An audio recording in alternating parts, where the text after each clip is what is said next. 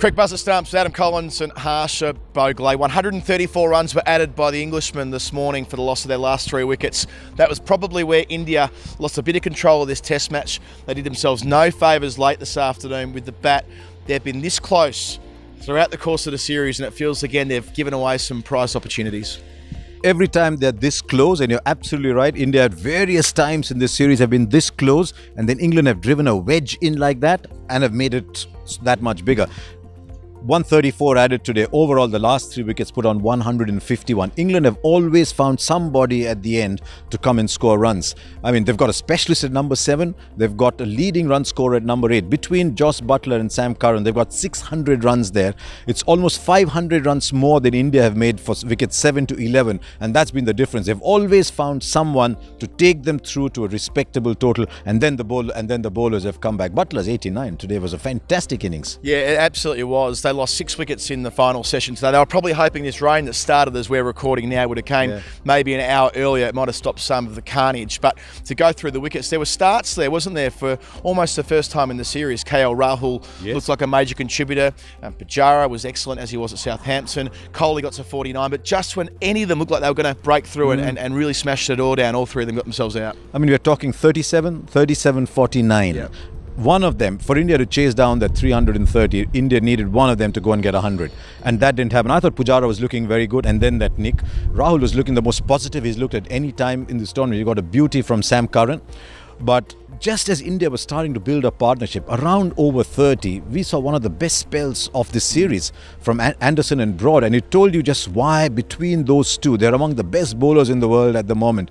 Anderson coming and swinging the ball around like that, almost got Kohli. It expressed his disappointment, which Dharmasena didn't like very much, but almost got Kohli. He hasn't got him in the series so far, but that just changed the game. And I think at key moments, England have just found players to take the game away that India haven't. That Anderson-Kohli duel is captivating cricket. It's true box office heavyweight stuff.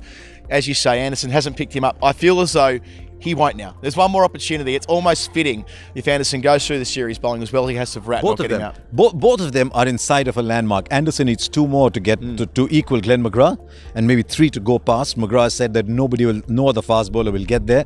You never know. Maybe Kagiso Rabada. You never know. And Kohli needs 7 more to get to 600. It'll be the 4th time he's got to 600 in a series. Only Bradman's done that before. So Kohli's got something to play for.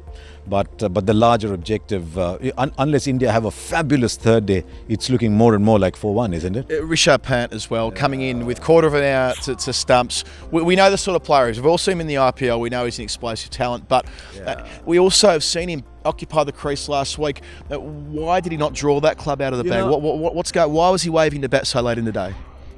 You know, once when David Warner came in, and then we saw Hardik Pandya in South Africa come in, we saw a couple of others, and we thought, maybe the time is right to say the T20 players can now make the move and play red ball cricket even in bowler-friendly conditions. But this series has taken India back there, and Rishabh Pant is an example of that. We've discovered how difficult it is for someone who swings his bat with a heavy bat in white ball cricket to come up against the best bowlers in the world, and Rishabh Pant has fallen short. We didn't think we'd be saying that when he hit that first ball for 6, and we thought, right, here he is. Here's India's bright new hope. I think as a batsman, he just showed again today that there's distance to cover. Even though India are 7 down, they've got 2 men in the middle now who've made first-class triple hundreds. Yeah, there you go, first-class triple hundreds. Jadeja's came in Rajkot. Actually, he's had a good game. He's fielded well. He's picked up 4 wickets. His average is 29. If he scores to his average, he's got another 30.